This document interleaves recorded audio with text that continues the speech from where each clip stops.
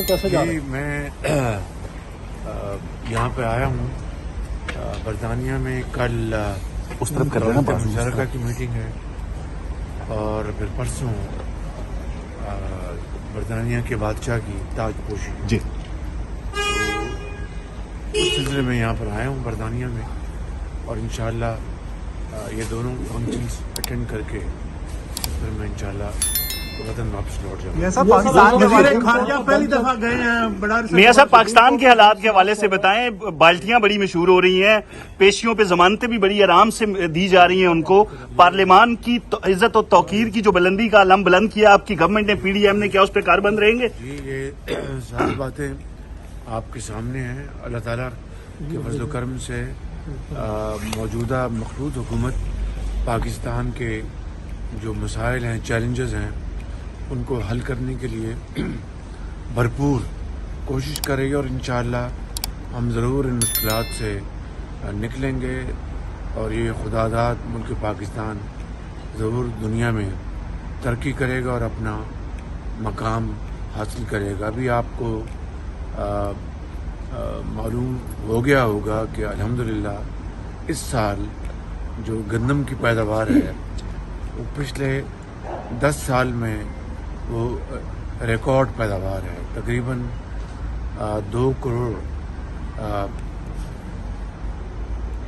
75 lakh ton گندم پاکستان میں اس سال پیدا ہوئی ہے اور یہ اس کا تخمینہ ہے. الحمدللہ یہ اللہ تعالیٰ کا بے پایاں فضل و کرم ہے اور یہ ایک بڑی خوشائند بات ہے. اسی طریقے سے جو دوسرے جو چیلنجز ہیں ان کو حل کرنے کے لیے پوری کوشش کی جا رہی ہے اور باقی جو پاکستان کے اندرونی معاملات ہیں میں وہاں پر پاکستان میں بات کروں گا, لیکن اتنا ضرور کہوں گا کہ ملک کے اندر صحیح معنوں میں نہ صرف عدل و انصاف ہوتا ہوا نظر آنا چاہیے بلکہ سب کو دکھائی دینا چاہیے. اور اسی طریقے سے پارلیمنٹ کی جو بالادستی ہے, آئین اور قانون کی جو بالادستی ہے, اس کا سب کو احترام کرنا ہوگا اور پارلیمان کا حق اور اس کا جو آئین میں دیا ہوا جو اس کا رائٹ ہے اس کو نہیں چھینا جا سکتا اور پارلیمنٹ اپنا بھرپور کردار اس وقت ادا کر رہی ہے. میاں صاحب یہ فیصلہ میاں صاحب کیا یہ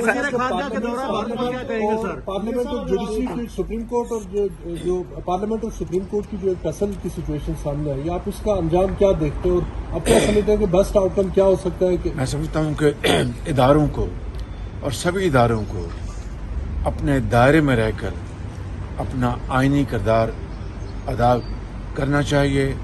اسی میں پاکستان کی بقا ہے, سلامتی ہے, اسی میں پاکستان کے عوام کی ترقی اور خوشحالی کا راز مضمر ہے.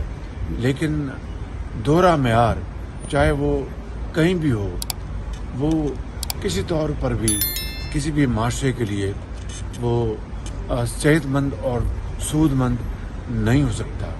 یہ نہیں ہو سکتا کہ پاکستان میں ماضی قریب میں جو اپوزیشن تھی ان کو جعلی مقدمات میں جیلوں میں بھجوایا گیا, کوئی پرسان حال نہیں تھا, کوئی پوچھنے والا نہیں تھا, چاہے کوئی جیل کے اندر بیمار ہے, چاہے کسی کے ساتھ ظلم اور زیادتی ہو رہی ہے, چاہے کسی کے ہمشیرہ کو عید کی چاند رات گرفتار کیا گیا, چاہے کسی کی بیٹی کو جیل سے گرفتار کیا, کوئی پوچھنے والا نہیں تھا.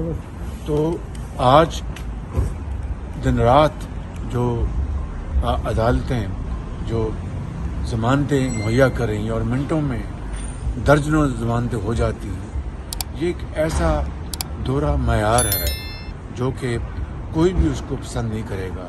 میں سمجھتا ہوں کہ پاکستان کے اندر ہمیں آئین کی بالادستی کے لیے ہمیں بھرپور اپنا کردار ادا کرنا ہوگا اور میری دعا ہے کہ عدالت عظمیٰ اور پارلیمان اور دوسرے ادارے مل کر پاکستان کی خدمت کریں महाजराई जो है वज़ीर आज़म साहब क्या उम्मीद रखे